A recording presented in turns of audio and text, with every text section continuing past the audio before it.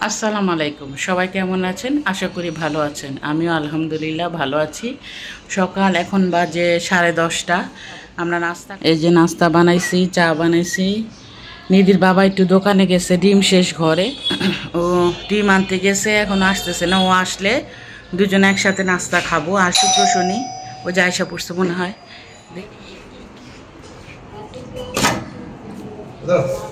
কি হ্যাঁ, নাস্তা বানাইছি তো। না না লোকায় বসে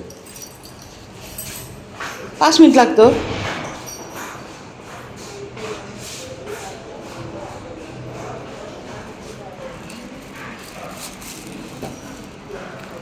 বাজারে গেলে এই টাকার কোনো হিসাব নাই, মানে টাকা এমনি মুড়ির মতো শেষ হয়। আমাদের মধ্যবিত্তদের হয় না খাওয়া মরাও যায় না, আবার বেশি খাওয়াও যায় না, এই অবস্থা। এই যে দেখেন কি আনছে। এইটা আমার ওষুধ শেষ, ওষুধ আনছে, ওষুধ। আর চিনি আনছে, অল্প চিনি। আর ডিম আনছে, এই শেষ। 500 টাকা, 500 টাকা শেষ। ওষুধ খাই না অনেক দিন ধরে, আবার ভাবলাম যে ওষুধ নিয়ে আসি, নাস্তা না খাইয়ে গেল। নিধির বাবা সকালে নাস্তা না খেয়ে বাইরে গেল, তারপরে কাজ করে আবার আয়সা আবার নেহাকে বাসিতে নিয়ে চলে গেল। তাই এর মধ্যে আমি আবার একটু ঘুমাইছিলাম। অনেকক্ষণ ঘুমায় থাকার পরে তা ভাবলাম যে এখন নেহা আয়সা পড়বে, তাই ভাবলাম যে বিছনা টিছনা ঝেড়ে দুপুরে রান্নাটা করে ফেলি। আর আজকে আসরের সময় আমার ছোট দেবরের ছেলে যে শহীদ হয়েছে না, তার মৃত্যুবার্ষিকী 4 তারিখে, ওরা আগেই করে ফেলতেছে। এই জন্য আমাদেরকে সবাই যাইতে বলছে, সেখানেও যাওয়া লাগবে। তাই ভাবলাম যে ঘরে যেই কাজগুলো সেটা করে ফেলি। এই যে এর মধ্যে মেয়েও আয়সা পড়ছে। মেয়েকে আবার বললাম কেমন লাগছে তোমার, ও আবার বললো প্রচণ্ড গরম। আসলে বাসে করে গরমে আসলে খুবই খারাপ লাগে। আর এই যে আমরা বিকালবেলা কিন্তু আসছি আমার ছোট দেবরের বাসায়। এখানে আমার দেবরের আবার বিলাই আছে, তো ছোট বিলাই, এটা 1 মাসের বাচ্চা, এত সুন্দর মাশাল্লাহ। বিলাই আমার ভালো লাগে, কিন্তু ঘরে পালতে না আমার ভালো লাগে না। আমার মেয়েদের অনেক পছন্দ, আমার 2 মেয়ে অনেক পছন্দ করে, নিধির বাবাও অনেক পছন্দ করে, কিন্তু আমার জানি কেন ঘরে পালতে ভালো লাগে না। ওরা খালি বলে যে আমাকে একটা বিলাই এনে দাও, আমরা ঘরে পালবো। আমার জন্য ওরা আর কি পারে না। যাই হোক, বিলাইকে অনেকক্ষণ আদর করলাম। আর এখানে না ভিডিও করা তেমন কিছুই নাই, যেহেতু মিলাদে আসছি, তাই ভাবলাম যে ছাদে ওদের আগে অনেক গাছ ছিল, আর এখানে আমরা অনেক আনন্দ করতাম। আর আমার দেবরের ছেলে মানে ও খুব এই ছাদে উঠে অনেক গিটার দিয়ে গান গাইতো। তো ওই দিনগুলো না অনেক মিস করতেছি। ও যখন আসতো না, সবাই মিলে আমরা গল্প করতাম, এই ছাদে বসে অনেক আনন্দ করতাম। আসলে যায় দিনই ভালো, আসে দিনই খারাপ। সবাই আমার জালের ছেলের জন্য দোয়া করবেন, আল্লাহ জানি ওকে জান্নাতের সর্বস্থানে দান করে। আর এই যে এখানে সবেদা গাছে সবেদা হয়েছে। আর এখানে না আগে অনেক গাছ ছিল। আর ওই যে দেখছেন পেঁপে, কতগুলা পেঁপে ধরছে। ছাদে এরকম গাছ হলে কার না ভালো লাগে বলেন?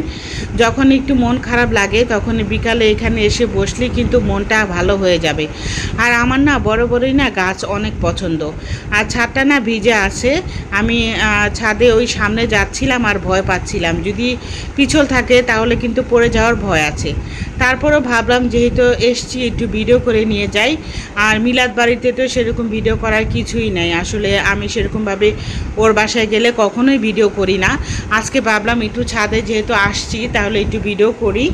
মিলাদে আসলে ভিডিও করার কিছুই নাই, এখানে সবাই মিলে আমরা এসে আর কি সব ফ্যামিলিরা একসাথে হই, গল্প করি। আর খুব খারাপ লাগে, সবার মনে কষ্ট লাগে, কারণ ফ্যামিলি থেকে একটা মানুষ যদি না থাকে তাহলে কিন্তু খুবই কষ্ট লাগে। আর তাও যদি হয় ছোট বাচ্চা, বড় মানুষ বয়স্ক হলে মারা গেলে তাদের জন্য এত একটা কষ্ট লাগে না, লাগে তারপরে মনে হয় যে বয়স হয়েছে এখন মারা গেছে, আল্লাহর দান, আল্লাহ নিয়ে গেছে। কিন্তু শিশু বাচ্চা যদি মারা যায় তখন কিন্তু একটা মায়ের মানে আহাজারি বা পুরা ফ্যামিলির যে এত কষ্ট, খুবই কষ্ট লাগে।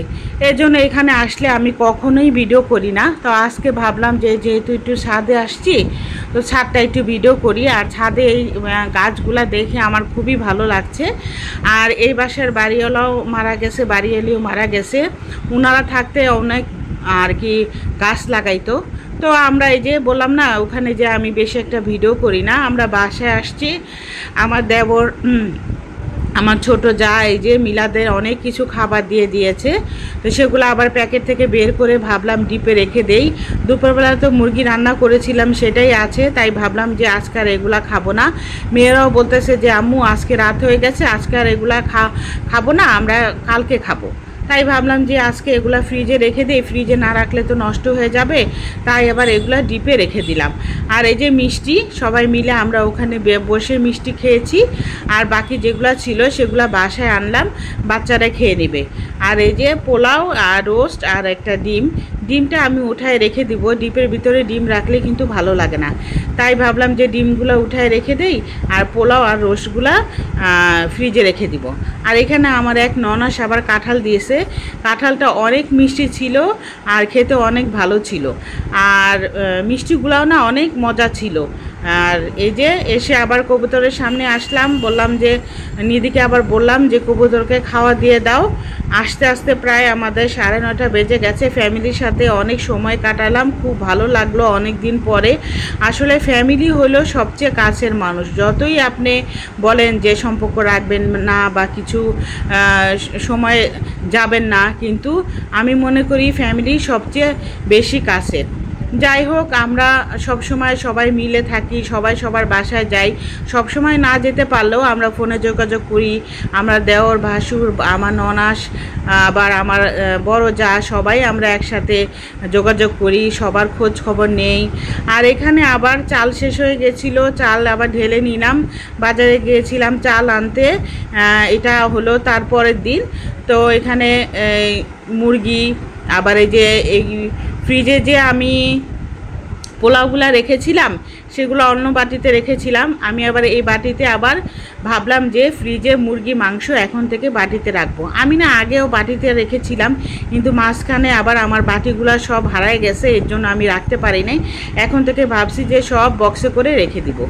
এখানে আবার ভালো করে ধুয়ে পেঁয়াজ কেটে নিলাম, বেশি করে বক্সে করে রেখে দেই। আমি 2-3 দিনের পেঁয়াজ একসাথে কেটে তারপরে রেখে দিই।